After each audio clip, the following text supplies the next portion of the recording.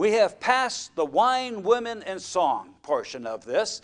That was kind of summarizing, because he said, go to now, I will prove thee with mirth and enjoy pleasure, and behold, all was vanity. Then he says, I sought in mine heart to give myself unto wine. So we have wrapped up a good portion we broke down a lot of what he did in the way of just self-indulging pleasure. And when he did that, he said it was just emptiness. There was nothing fulfilling in any of the things that he did. It was just nothing. And so he keeps going. He goes to verse 4, is where we're going to pick up. I made me great works. And then he defines these great works. He says, I builded me houses, I planted me vineyards, I made me gardens and orchards, and I planted trees in them all, of all kind of fruit. I made pools of water to water therewith, the wood that bringeth forth trees. I got me servants and maidens, and we'll go on here in a few minutes. But here we are going with great works, marvelous works. Now, this is a stark contrast to party days.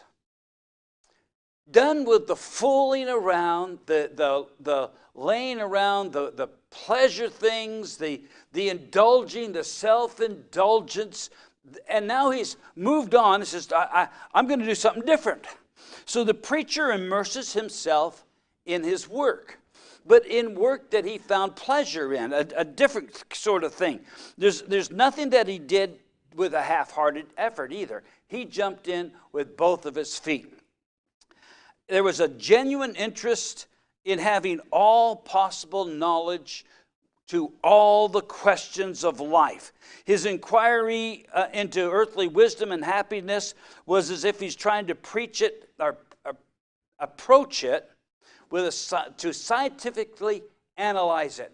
He would come up with the question, and then he would develop a theory, and then he would experiment and test his theory, and then he would record for us the result of that theory, or of his experiment, which ended up being vanity, emptiness.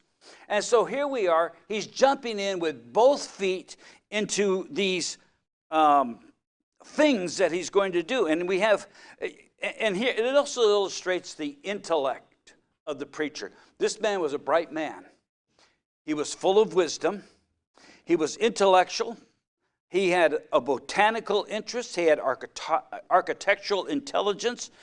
All this in the preacher, and even more. And we'll talk about that in a little bit. And he is filled with wisdom. His kingdom is blessed with peace. He doesn't have to worry about warring factions. He doesn't have to worry about keeping his people happy within his kingdom. In fact, the Bible tells us about Solomon that even the slaves were very happy and very pleased and at peace in the kingdom.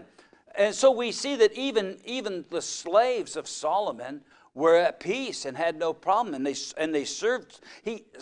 There was nothing going on in the kingdom that would distract Solomon from this pursuit in his life.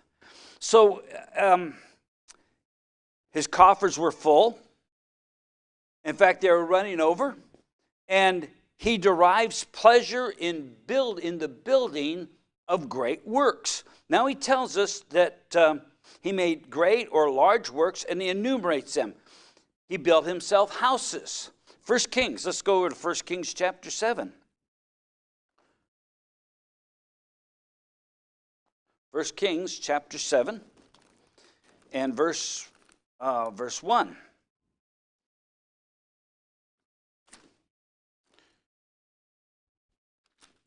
I think the humidity is making my pages sticky. But Solomon was building his own house 13 years, and he finished all his house. He built also the houses for the fairest of the forest of Lebanon. The length thereof was 100 cubits, and there we go through, and he describes that. And then we go down to verse 8, and his house where he dwelt had another court within the porch, which was of like work. Solomon made also an house for Pharaoh's daughter, of whom he had taken to wife, like unto this porch. And if you go through verse 9, there was costly stones according to the measure of huge stones. So there was a lot of work involved. Go over to chapter 9. And in verse 1, it says,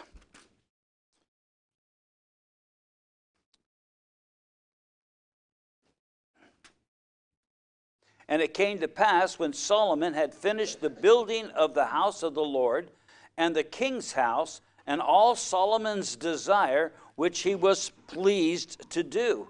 And verse 19, and all the cities of store that Solomon had, and the cities for his chariots, and the cities for his horsemen, and that which Solomon desired to build in Jerusalem, and in Lebanon, and in all the land of his dominion. So he built great architectural structures.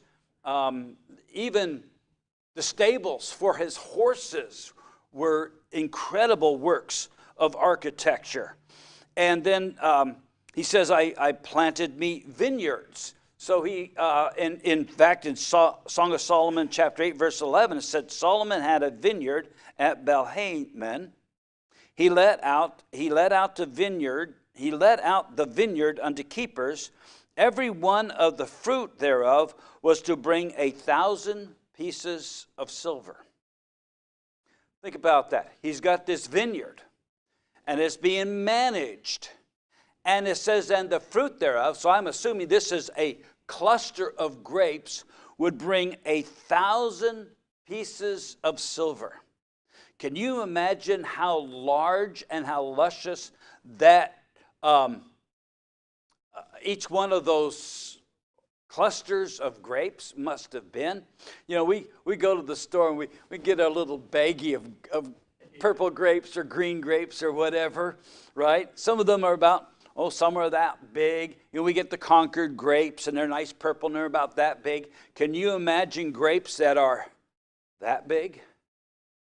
And they make them too. Huge clusters. Remember when the spies went into the land to spy out Israel, and they brought back a cluster of grapes, and it took 2 men to carry it on a pole back to show them the goodness of the land? So each one of these clusters of grapes in Solomon's vineyard would bring 1,000 pieces of silver. How many of you have got 1,000 pieces of silver tucked away? So that's a pretty expensive cluster of grapes. So who's going to afford that? Do you think he had an import business? Because other kings and stuff would want to have some of those, do you think? They'd import them in. So we have these great works, his vineyard. In chapter 8, verse 12, the Song of Solomon says, my vineyard, which is mine, is before me.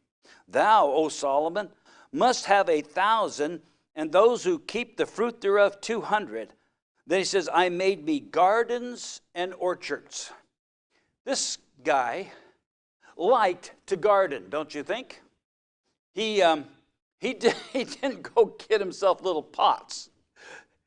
He gardened vast areas of land and had keepers to produce and work in his garden and in his orchards. The Song of Solomon speaks about a garden enclosed, which is a picture of the Lord's church and how it's enclosed. And it's full of spices and fruit and all sorts of delightful things and pools of water. He was fond of gardening, as it appears in the manifold expressions in the canticles.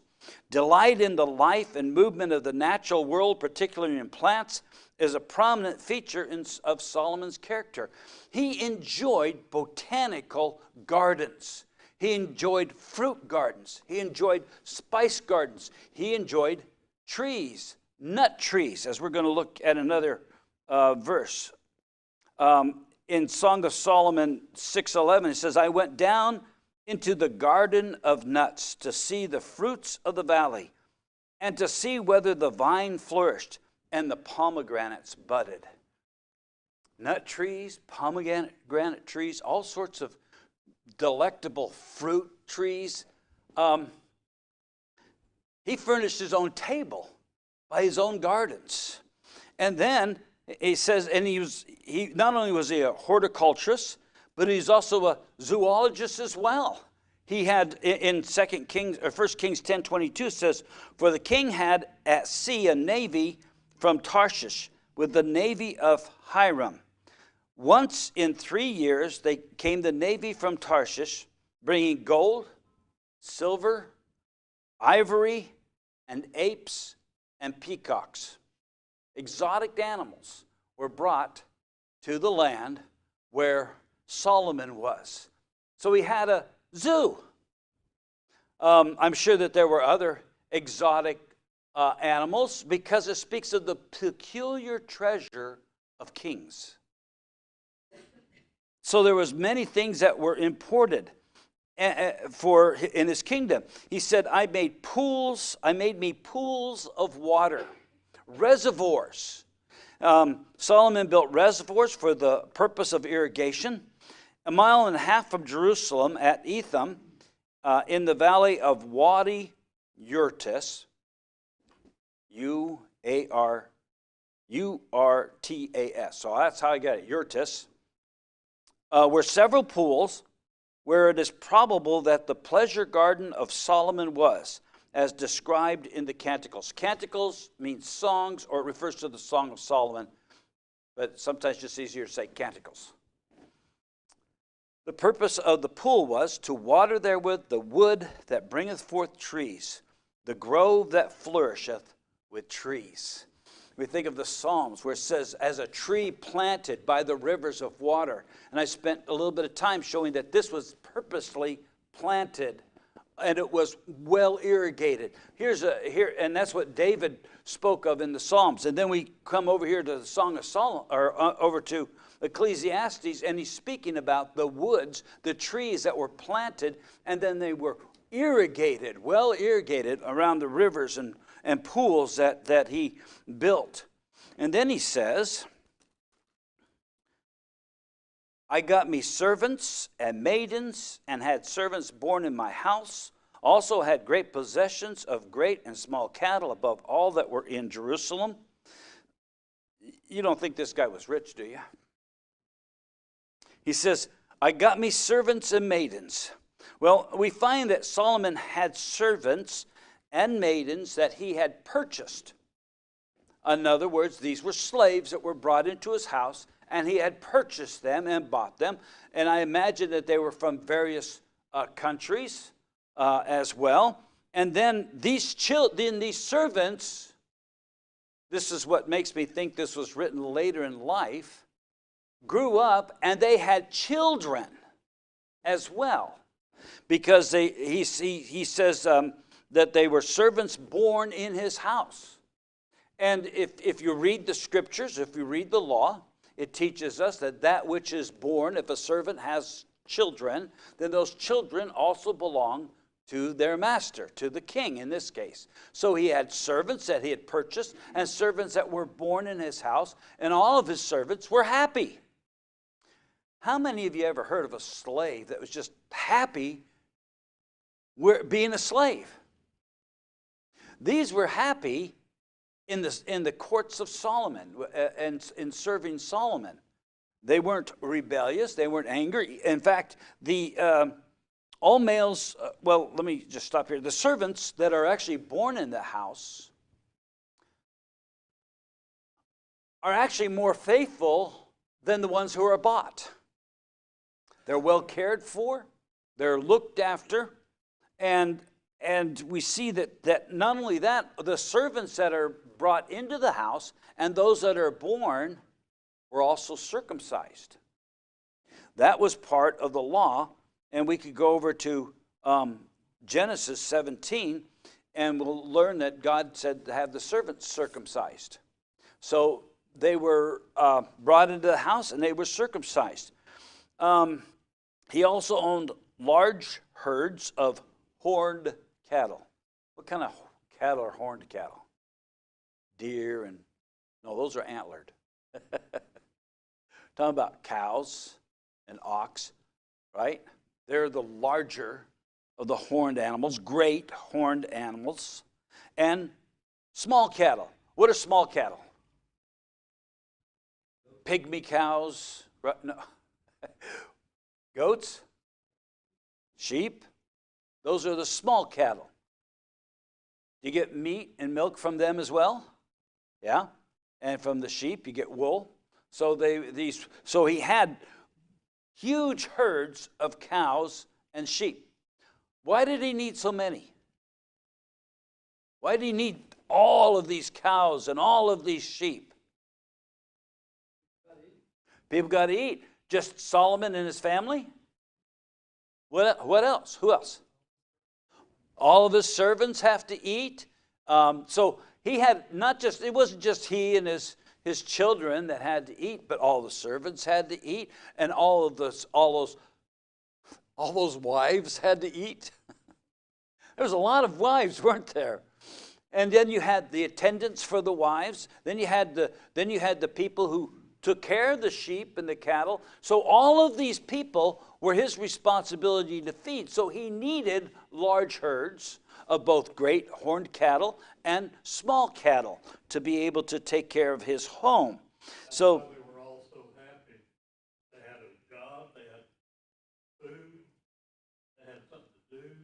They had a roof over their head, they had food in their stomach, and they weren't being tormented. They were, they didn't treat them bad. Solomon didn't treat them bad. They just went to work, just kind of like us. Yeah. But some of us aren't as happy in our job as perhaps these servants were. But this was his house. It was well maintained, and these cattle and sheep had nothing to do with what was necessary for the daily sacrifices that the priests and the Levites offered up. There were other cattle and sheep that were reserved for those purposes. So this only pertained to the king personally and his family. And he says, I gathered me also silver and gold in the peculiar treasure of kings and of provinces. I gat me singers, men singers and women singers, and the delights of the sons of men, all musical instruments, and that of all sorts. The language here is mild compared to the meaning. He says, I gathered me silver and gold. The word there, gather, literally means he heaped up silver and gold.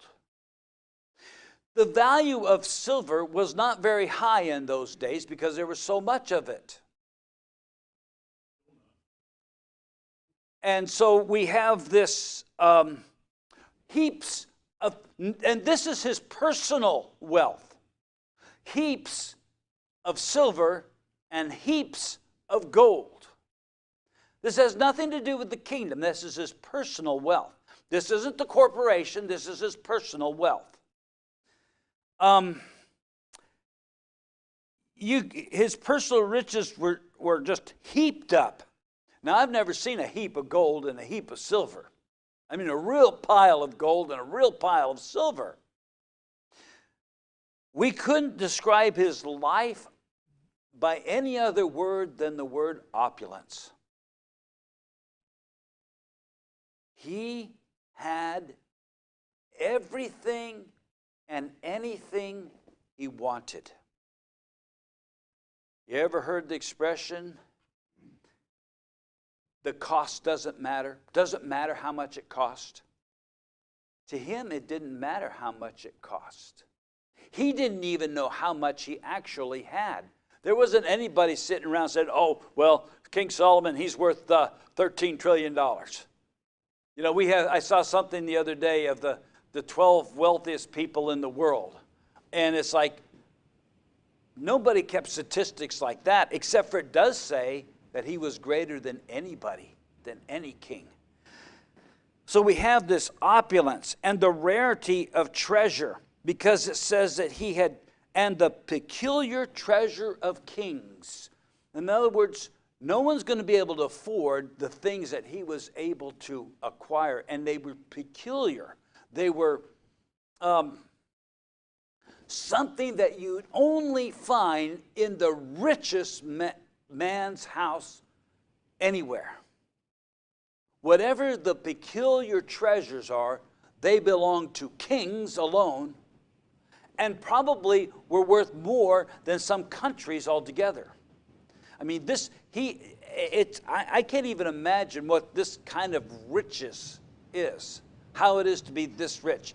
And I don't, there might be people in this world that are that rich today, but I have no idea. I just can't imagine this. The rarity of treasures, the abundance could never be obtained by less than a king or even a country. Some countries couldn't even obtain the things that Solomon had already obtained. His gross gain was great. His personal gain was greater than most countries. You know, they talk about a country's gross, what do they call it? Gross income? Gross national product. There we go. The gross national product of King Solomon, what he had, was greater than a lot of other countries altogether. He says, I got me singers and men singers and women singers.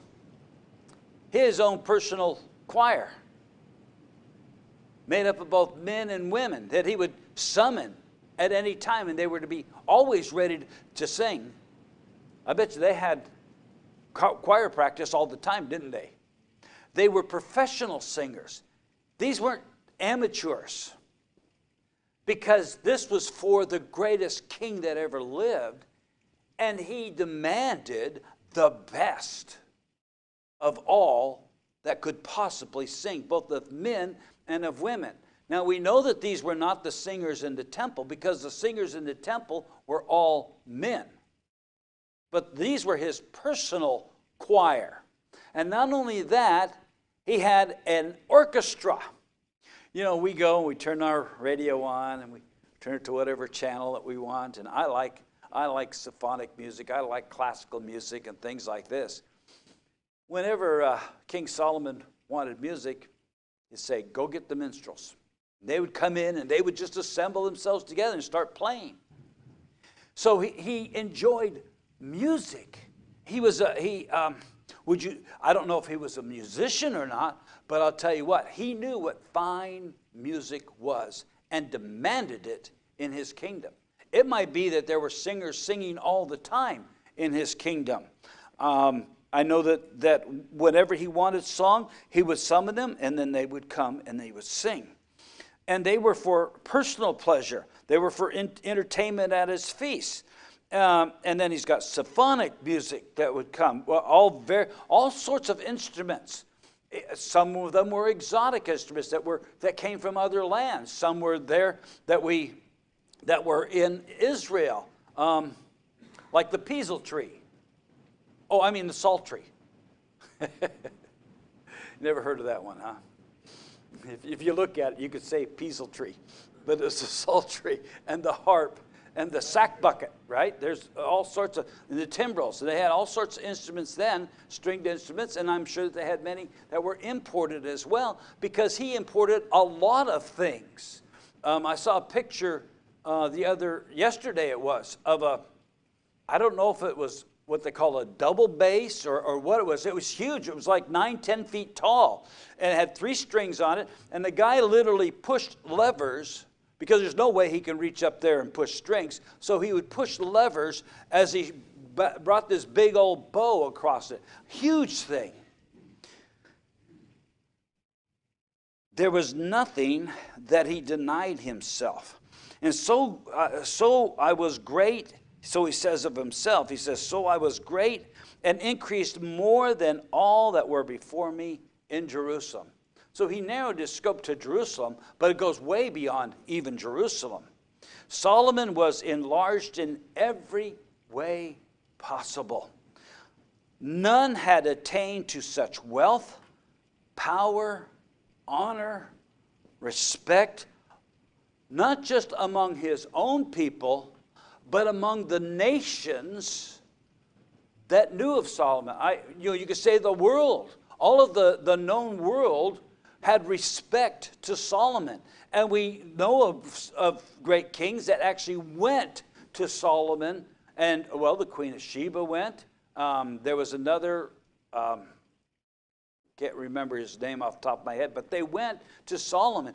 And they said his wisdom and his wealth were even beyond their imaginations. Can you imagine these that brought gifts to Solomon? That in view of how great Solomon was, that maybe some of these gifts were not so spectacular in comparison? You know, they brought the gifts of their country, but the gifts of their country may have paled compared to what Solomon already owned. I don't know. Many of them were exotic and maybe not real common in Israel, but they brought them anyways. And he says,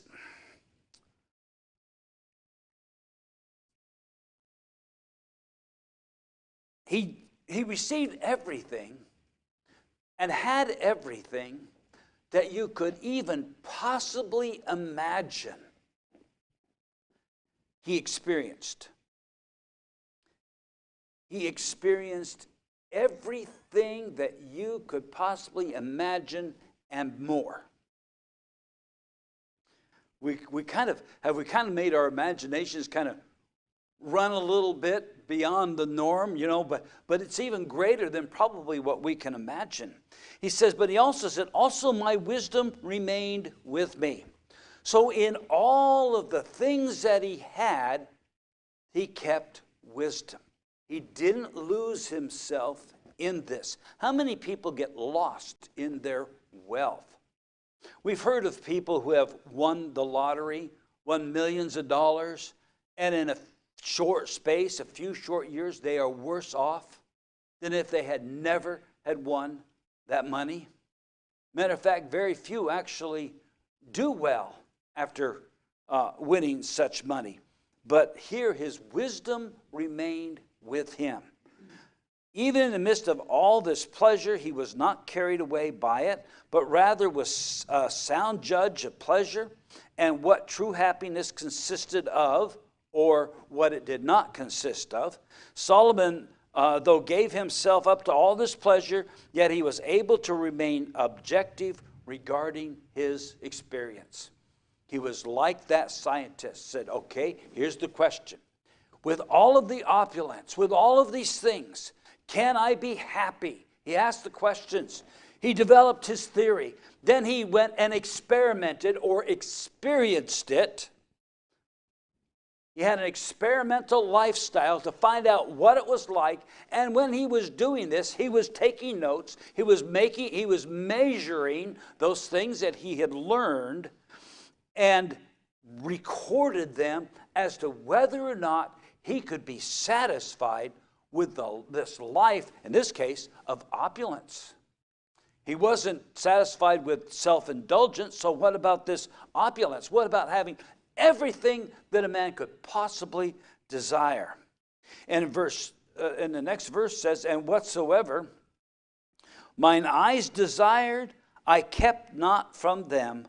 I withheld not my heart from my joy, for my heart rejoiced in all my labor, and this was my portion of all my labor. He's summarizing. He says, listen, everything that you could imagine, everything that you could look at, everything that was possible to experience, I didn't withhold myself from it. I indulged myself in it. One, he could afford to do it, but he wanted to know the answer to the question. Would it produce a satisfying, fulfilled life? Is this going to give me some permanent happiness? I'm sure there's not a one of us who has said, you know, I really don't want $1 million, but if they gave it to me, I'd take it. I'd like to find out what it would like to have all that money.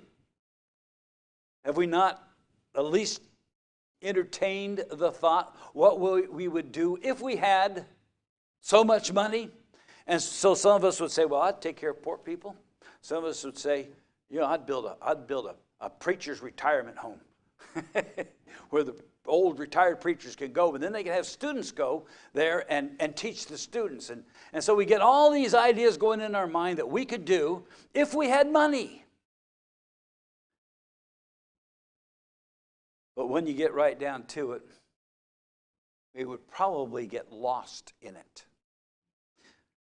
And a matter of fact, the Bible talks about the love of money and those having money are pierced with sorrow because of it. Solomon's wisdom, he says, also my wisdom remained with me, even in the midst of all this pleasure. He wasn't carried away. He experienced everything he could. He indulged in everything he could. All the labor that he did with great joy and rejoicing. The building of these homes, the building of porches, the building of gardens, the building of these pools. We might be as bold as to say that he was living a perfectly delightful life. Wouldn't all of us like to be living there at his house? Go out in the nice cool breeze in the morning, go down in the garden, and maybe pick some fresh fruit off, a sweet peach off the tree or something like that. Bite into it and juice runs down the corner of your mouth. Aren't you tasting the peaches right now? Smelling the sweet cinnamon, just the sweet flowers.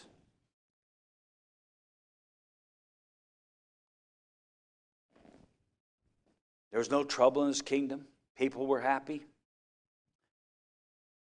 No uprising, no insurrections, no disputes. This was certainly a blissful existence for Solomon. How could one not be happy? How could one not be happy? I looked at all the works of my hands, the labor that I had labored and all to do, and behold, all was vanity, vexation of spirit, and there was no profit under the sun. When he would settle down at night and analyze all the things that he had done, all the wonderful works that he had done, what was his conclusion? This really doesn't bring happiness or satisfaction of life. After many years of enjoyment, pleasure, and experience, he sat down, contemplated all of his work, all that he had accomplished, all that he had enjoyed, all that could possibly be obtained, and his conclusion is vanity and vexation of spirit. Here's the truth of the matter, that no matter how much pleasure you or I might immerse ourselves in, or the great accomplishments in which we might have glory in, or the delights of nature and of art, because he enjoyed nature and art, and all that was done, you still want more. What you have is never enough. You are never satisfied, and there is no such thing as having enough. We look at all of these companies that make tons and tons and tons of money, and CEOs that make tons and tons and tons of money, and we say, well, when is enough enough? It is never enough. They always want more. Proverbs 30, 15 and 16. The horse bleach hath two daughters crying, give, give. There are three things that are never satisfied. Yea, four things say not, it is enough. The grave, and the barren woman, and the earth that is not filled with water, and the fire that saith not, it is enough. It wants more, and more, and more, and is never satisfied. Proverbs 27:20. Hell and destruction are never full, so the eyes of man are never satisfied.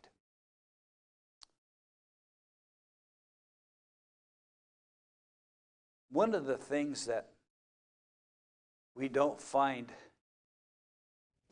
in the book of Proverbs is a man that is at peace and content. because this man always wants more. What are some of the unique features of a Christian? He is at peace and he's content. He's content with whatever the Lord gives him in his station of life. We are to be content with what the Lord gives us. If he gives us much or he gives us little, we are to be content with everything that he gives us.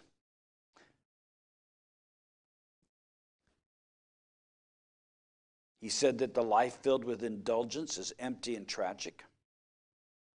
It results in absolutely nothing that brings lasting, satisfying happiness. Constant, lasting joy ended, what he thought might be constant, lasting joy ended only in emptiness. I hope that you have very full lives. Yes, brother? I don't know if anyone here has ever experienced where you really wanted something really, really bad and no said no. Uh-huh. Kept voting. Worked and brought its way out to where you had it. First, Yeah? next thing you know, you're begging God to sell it. And you whisper across your heart, I really like it. You know, and you're being kind of fun of you, but in a way that, you know, see the end of it.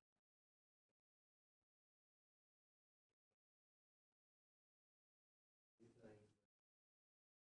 And we teach on it. What if, you know, happens, right? Where this could happen. I could see. Once a burnt child runs into the fire the first time, it doesn't run into it.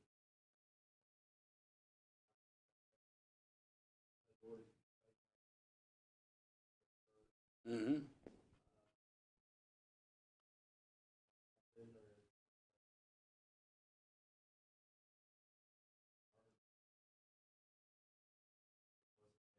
Just to show me, Yeah? I've always thought, you know,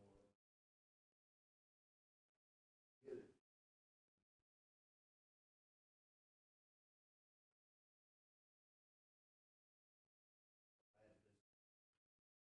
Yeah? Yeah.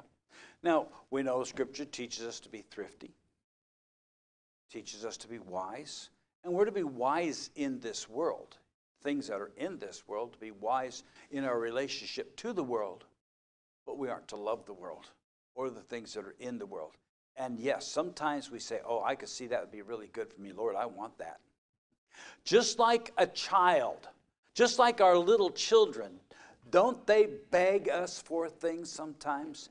And we don't give it to them because we know it's not good for them. But sometimes they want it so bad that we will let them do it. And then they end up having some bad experience because of it and said, see, that's why I told you no. And only if our young people would learn these lessons, that when mom or dad say, this is not a good thing, you know, they say, well, why? Why? You know, they come up with why every time, don't they? And so they want you to explain it. And guess what? You don't actually know maybe the reason. You haven't formulated some reason why they shouldn't. You just know it isn't right. And you've known it because of actually experience or maybe something you've learned in the Scriptures. And those young people will be saved from all of their trouble if they would just listen to their mother and father. We glean things from the Scriptures and we learn them, then we apply them. And a lot of times we instruct our children not to do certain things. Maybe it's a young man or a young woman or something, and you know they fall in love. You know how that is. But you see something in their friend, you see a character flaw that's going to cause them trouble. And you warn your daughter or you warn your son, saying, no, this is not a good thing. Don't do it. And then they go and do it.